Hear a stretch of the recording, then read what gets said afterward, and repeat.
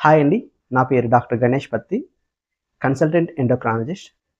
So, ఈరోజు metformin గురించి మాట్లాడుకుందాం. మనం ఒక్కసారి డయాబెటిస్ వచ్చిన తర్వాత మనం తరచుగా వినే మాట మెట్ఫార్మిన్. అసలు మెట్ఫార్మిన్ టాబ్లెట్ వాడొచ్చా? చాలామంది డౌట్ ఏంటంటే మెట్ఫార్మిన్ వాడితే కిడ్నీస్ పాడైపోతాయి. సో, మెట్ఫార్మిన్ వాడడం వల్ల ఇంకేమైనా దుష్ప్రభావాలు ఉంటాయని చాలామంది అడుగుతుంటారండి. సో, మెట్ఫార్మిన్ అనేది first line drug in diabetes. అంటే డయాబెటిస్‌లో మొట్టమొదటిగా ఇచ్చే డ్రగ్గే మెట్ఫార్మిన్ ఇది. అది మనకి స్టార్టింగ్ డోస్ 500 ఎంజీ నుంచి మాక్సిమం డోస్ ఏంటంటే 2800 మిల్లీగ్రామ్స్ వరకి మనం ఇస్తాము.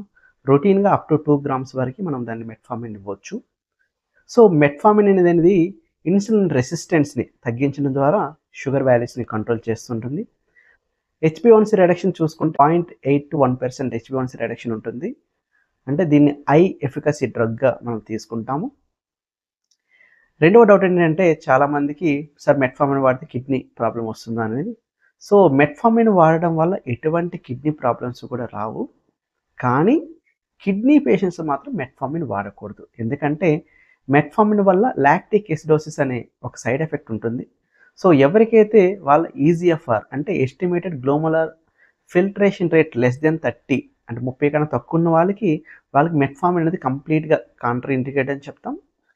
ఈజీఎఫ్ఆర్ 30 to 45 ఉన్న వాళ్ళకి ఒక మెట్ఫార్మిన్ 1000 మిల్లీగ్రామ్స్ వరకు మాత్రమే వాడడానికి పర్మిషన్ ఉంటుంది.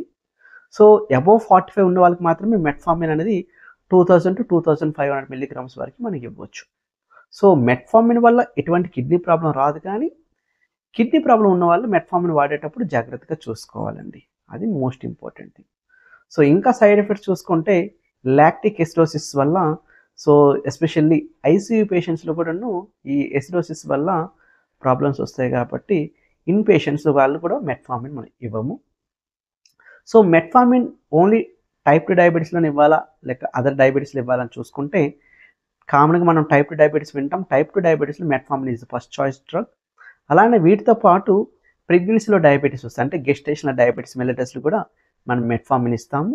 అలానే వీటితో పాటు మనకి ప్యాంక్రియాటిక్ డయాబెటిస్‌లో కూడా మెట్ఫార్మిన్ మనం వాడతాం. వీటితో పాటు ప్రీ డయాబెటిస్ స్టేజ్‌లో కూడా కొంతమందికి మెట్ఫార్మిన్ వాడతాము.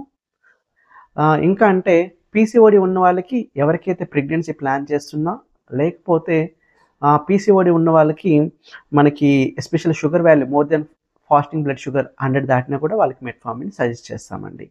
సో, మెట్ఫార్మిన్ వల్ల ఇంకా సైడ్ ఎఫెక్ట్స్ ఏముంటాయనుకుంటే B12 డెఫిషియన్సీ ఉంటుంది. సో, మెట్ఫార్మిన్ వాడుతూ వెగాన్ డైట్ అంటే వెజిటేరియన్స్‌కి అయితే వాళ్ళు B12 చెక్ చేసుకుంటూ వాళ్ళు B12 టాబ్లెట్స్ వాడుకోవడం మంచిది. So, thank you for watching. And ఇంకా ఇటువంటి వీడియోస్ కావాలంటే please like and share and subscribe. Thank you.